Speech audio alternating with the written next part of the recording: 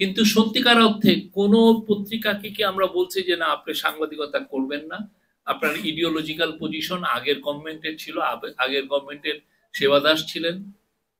আমরা কোন জার্নালিস্টের চাকরি খাচ্ছি শুনেছেন কোথাও যে কাউকে গভর্নমেন্ট বলেছে যে চাকরিটা খেতে?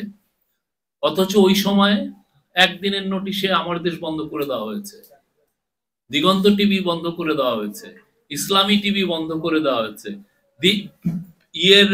কি জন্য দিনকাল যায় যায় অবস্থায় ছিল, শেষের দিকে এসে বন্ধ করে দিয়েছে। আসাদের কথা তো মনে আছে, তাকে তার রুমের থেকে ছিড়িয়ে নিয়ে আসছে। আমি তখন এএফপিতে ছিলাম, আমার কলিগ একজন এডিটরকে বললেন যে আপনি একটু বলেন এইটা বিষয়ে আপনার বক্তব্য কি একটু। উনি তো এডিটর, ইডিওলজিক্যালি আপনি সংগ্রামের জার্নালিজম আপনি নিতে পারেন না, সেটা আপনি এটা আপনি নাই নিতে পারেন, এটা হতেই পারে, আপনি হয়তো বা লেফটিস্ট, আপনি সংবাদের জার্নালিজমটা পছন্দ করেন না, কিন্তু যখন একটা এডিটরকে টেনে হিচড়ে নিচে নিয়ে এসে তাকে রক্তাক্ত করা হয়, ওই এই যে ভয়ানক রকমের একটা যে অন্যায় করা হলো, এটাকে তো আপনি কন্ডেম করবেন, নিন্দা করবেন। ওই এডিটর নিন্দা করেন নাই, ভয়াবহ জিনিস। এখন অনেকে এদের মধ্যে এখন অনেকে মোরাল হাই গ্রাউন্ড নিয়ে অনেক বড় বড় লেকচার দিচ্ছেন।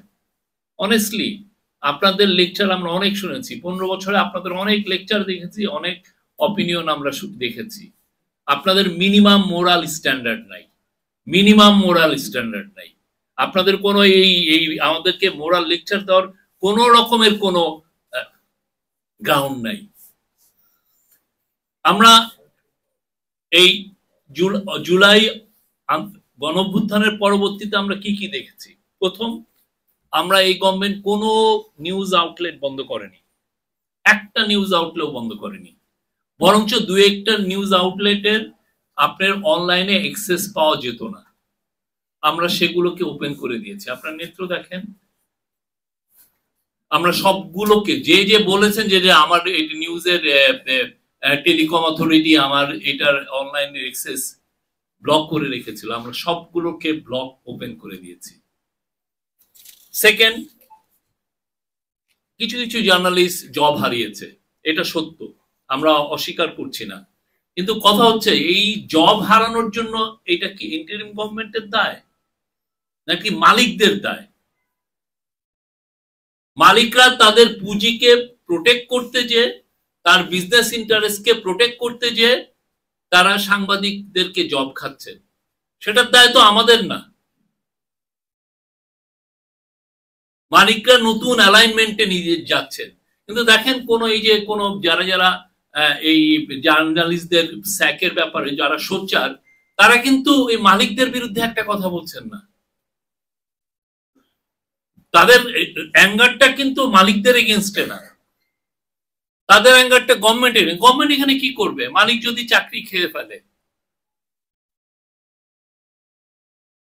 গভর্নমেন্ট একটা বলতে পারে যে ভাই এখানে লেবার ল আছে, আপনি লেবার ল অনুযায়ী কেস করেন, আপনার প্রতি যদি অন্যায় হয়ে থাকে তাহলে কোর্ট ডিসিশন আপনার মতো করে দিবে, যদি কোর্ট ডিসাইড করে তাহলে আপনি আপনার মতো জব পাবেন। মালিক গভর্নমেন্ট তো আপনার হয়ে জব দিয়ে দিবে না।